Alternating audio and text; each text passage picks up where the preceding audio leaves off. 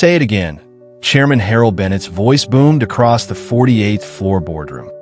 He doesn't belong here. The words hit harder than the Texas sun pouring through the floor-to-ceiling glass behind him. Downtown Dallas shimmered below.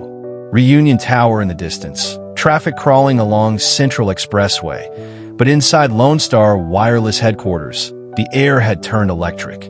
Welcome to Whisper Realm, where stories resonate with your experience. Tell me in the comments section where you're watching from. Let us build the community together. Like, subscribe, and share to your loved ones to make it go viral. Now to get into the story. Michelle Tony laughed. Not loud, not wild, polished, controlled. The kind of laugh that had silenced competitors and reassured investors for a decade. 12 executives sat frozen around the 20-foot mahogany table. CFO Brad Kessler avoided eye contact. COO Elaine Montgomery shifted in her seat. Someone near the end of the table subtly angled their phone upward, recording. At the far side of the room stood a 16-year-old black boy in a dark hoodie and clean white sneakers. No tie, no briefcase, just a slim leather folder tucked under his arm. Security had already stepped forward. Michelle adjusted the diamond bracelet on her wrist and tilted her head, studying him like a distraction. "This is a closed board meeting," she said coolly. Somebody's intern got lost. A few uneasy chuckles rippled across the table. The boy didn't move, didn't defend himself, didn't blink. Michelle leaned forward. "Do you even understand what this company does? We manage infrastructure across 3 states. Spectrum auctions, federal compliance, billion-dollar negotiations. This isn't a classroom." Security was close enough now to reach for his arm. The boy's voice, when it came, was steady. "You're sitting in my chair."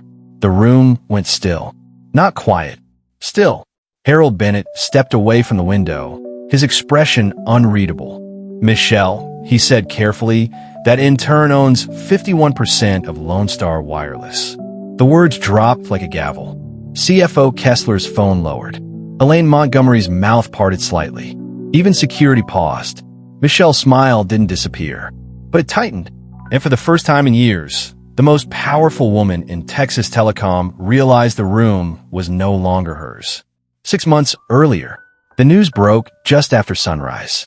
Charles Whitaker, founder of Lone Star Wireless, oil man turned tech visionary, was pronounced dead at his River Oaks mansion in Houston. Massive heart attack. 72 years old. Gone before the ambulance crossed Westheimer. By noon, every business station in Texas was running the same headline: end of an era. Lone Star Wireless wasn't just a company. It was signal towers cutting across cattle land in West Texas. Fiber buried under Houston freeways. Emergency lines that lit up during hurricanes along the Gulf. Nearly $10 billion in annual revenue. Thousands of employees. And at the center of its future stood Michelle Tony, 35, self-made billionaire. Forbes cover. The woman who turned a UT Austin dorm room startup into the most aggressive telecom expansion in the Southwest. Investors assumed continuity. The board assumed promotion. Michelle assumed control. The will was read in a quiet conference room in downtown Houston 3 days later. Heavy curtains. Polished oak table. Attorney Randall Pierce adjusting his glasses as cameras waited outside. Whitaker's assets were listed. Charities funded. Properties allocated. Then Pierce paused. 51% controlling interest in Lone Star Wireless to Danny Brett. Silence. "Oh," someone muttered. Michelle didn't laugh then. She simply leaned back. "A minor," Pierce clarified. 16 years old. South Oak Cliff. Son of Angela Brett, a nurse at Methodist Dallas. A few board members exchanged looks. "Temporary trust structure," one said quietly. Michelle nodded once. Handled. But they didn't know what Whitaker had been doing on Saturday mornings for 2 years, driving to a modest brick house off Keast Boulevard. Reviewing balance sheets with a quiet teenager who built routers for fun. Teaching him market cycles, ethics, leverage. Whitaker had regrets about how Lone Star once expanded through South Dallas. Danny listened when others didn't. The board scoffed at the name. If you've ever watched someone underestimated before they even speak, stay with this story. Some truths only reveal themselves to those willing to see beyond appearances. Michelle believed the inheritance was symbolic. She never imagined it was a strategy. South Oak Cliff didn't look anything like uptown Dallas. No glass towers, no private elevators, just brick houses lined shoulder to shoulder, chain-link fences, Friday night lights at Kincaid Stadium, and the hum of traffic drifting from I-35. Danny Brett grew up in a one-story home off Keys Boulevard. The paint on the shutters had faded. The porch light flickered if you flipped the switch too fast. Inside, though, everything worked. His mother made sure of that. Angela Brett worked long shifts at Methodist Dallas Medical Center, coming home in scrubs that smelled faintly of antiseptic and exhaustion. She raised her son on discipline, not noise. Danny wasn't loud. He didn't post much online, didn't chase attention. After track practice, while other kids scrolled or gamed, he sat at a folding desk in his room with old router parts spread around him. He taught himself network architecture before he could legally drive. Lines of code glowed against the dark long past midnight. On Saturdays, a Blacktown car used to pull up outside. Charles Whitaker would step out, billionaire in pressed jeans and boots, and sit at the Brett kitchen table like it was any other boardroom. He showed Danny how to read quarterly reports, how to spot inflated executive compensation, how to trace debt structures.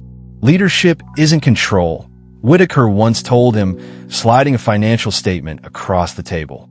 Control is fear. Leadership is trust. Another time, when Danny challenged one of his expansion strategies, Whitaker smiled. Good. Power isn't loud. It's steady. Then the letter came. Formal notice. Probate confirmed. To activate the trust, Danny had to appear before the Lone Star Board in person. He stared at the paper for a long time. They're not going to see me, he said quietly. Angela set her coffee down. If they built any of that company using your future, she said, then you deserve a seat at the table. The Lone Star Wireless Tower rose over uptown Dallas like it owned the sky. 52 stories of reflective glass catching the morning sun, mirroring the rush of traffic below on McKinney Avenue.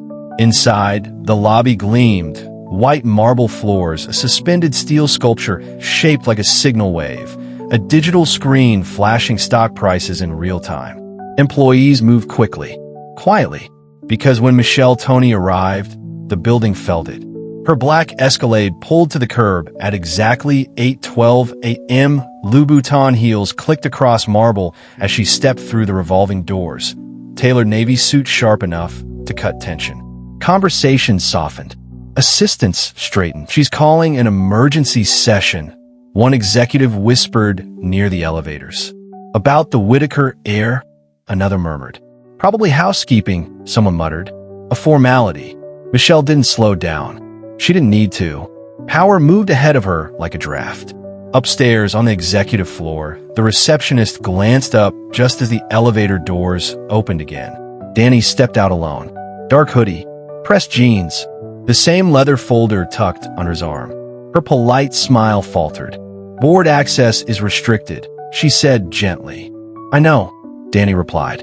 Calm, even. That's why I'm here.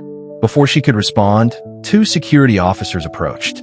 Sir, this floor requires authorization. Danny handed over the probate letter. They read it, looked at each other, then nodded. The private elevator to the 48th floor hummed upward, slow enough to feel intentional. The city dropped away beneath them. Danny watched the numbers rise without speaking. When the doors opened, the long glass corridor led straight to the boardroom. Inside, voices buzzed. Michelle stood at the head of the table, reviewing documents. The doors opened. She looked up, saw him, paused, then let out a short, disbelieving laugh. You gotta be kidding me. And the room turned to look. The room shifted, but Michelle didn't. She studied Danny the way a CEO studies a flawed proposal, briefly, dismissively. This isn't Shark Tank, she said smoothly, walking around the table.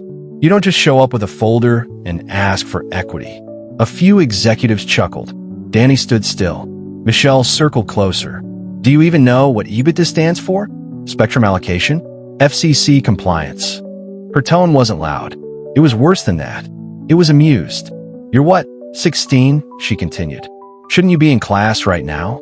More laughter. Nervous. Loyal. Security shifted another step forward. Maybe we should call your parents, Michelle added lightly. Or your guidance counselor. CFO Brad Kessler smirked. Someone at the far end of the table lifted a phone higher. The red recording light blinked. Danny didn't respond. His hands remained steady on the leather folder. Michelle stopped directly in front of him. This, she said, gesturing around the glass-walled boardroom overlooking Dallas, is how empires are protected. At the head of the table, Chairman Harold Bennett remained silent, fingers laced, watching. The laughter grew bolder now that it had permission. And in that moment, when polished executives in $1,000 suits found humor in a teenager standing alone, it felt bigger than one room. When rooms full of powerful people laugh at someone smaller, history remembers who stayed silent. If stories like this matter to you, don't just watch them, stand with them. Danny finally looked up. Not angry, not afraid, just steady. And that calm unsettled the room more than any argument could have. Enough. The word wasn't loud, but it cut through the laughter like a blade. Chairman Harold Bennett rose slowly from his seat at the head of the table. At 68, with silver hair and the steady posture of a former FCC commissioner, he didn't move often without purpose. The room quieted. Michelle, he said evenly, the documents have been verified in probate court. A faint crease appeared between her brows. Verified for what, Harold? Attorney Randall Pierce cleared his throat and stood. The trust established by Charles Whitaker transfers full controlling interest upon personal appearance before the board. That condition has now been met. Danny stepped forward and placed the leather folder on the table. The sound of it landing felt louder than it should have. Pierce opened it, sealed documents, notarized filings, voting rights transfer forms. And one letter. Harold unfolded the page. The paper trembled slightly in the air-conditioned stillness. Leadership is not inherited by age, he read. It is earned through vision. If Lone Star is to represent the future of Texas, it must be guided by those who understand all of it. No one spoke. The skyline beyond the glass seemed to hold its breath. Michelle exhaled sharply. He's a minor, she said. This is symbolic at best.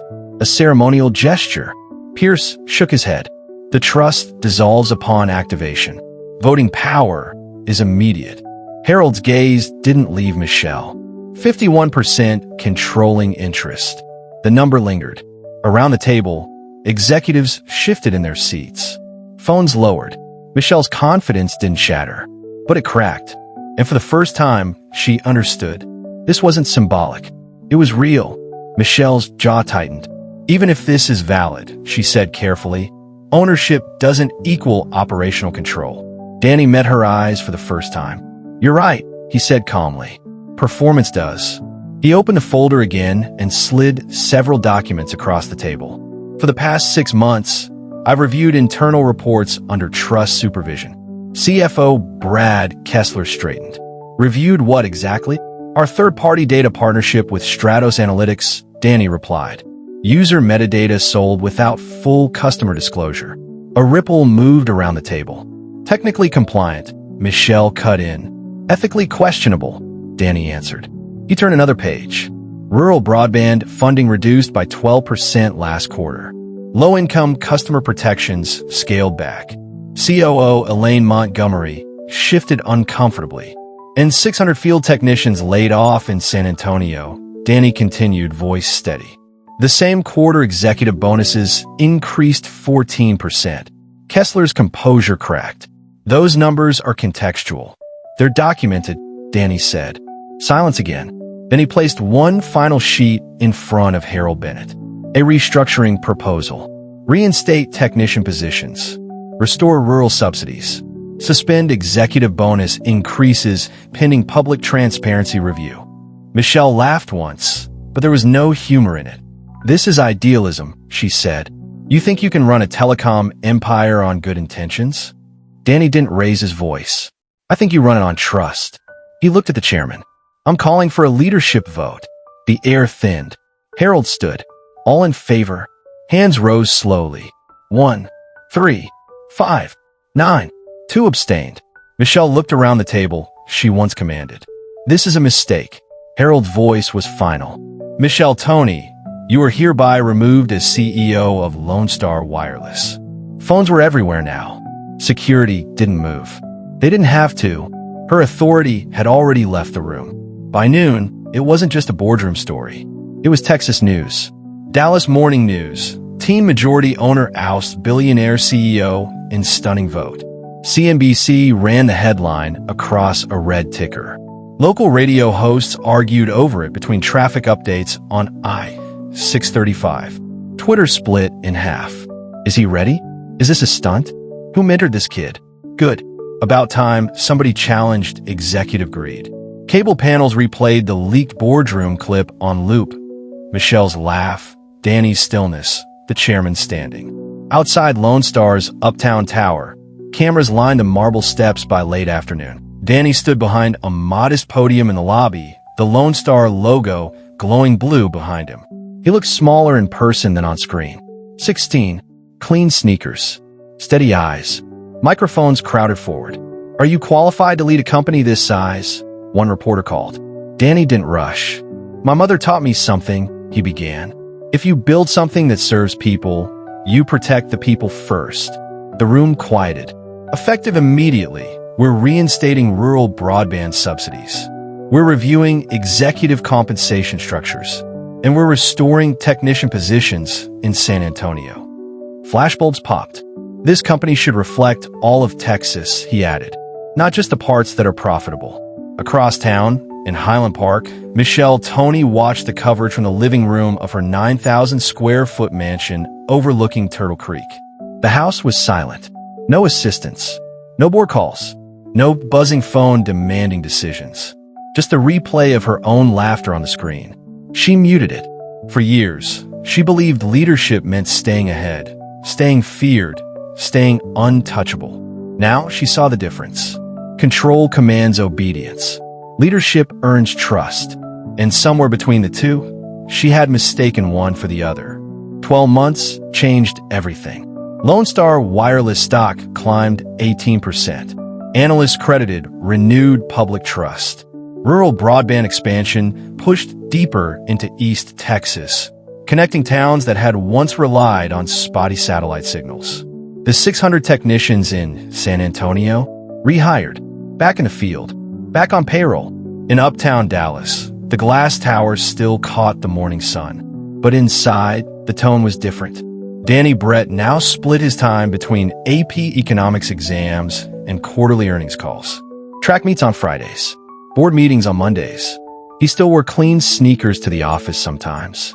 Still carried a folder instead of a briefcase. Reporters stopped asking if he was ready.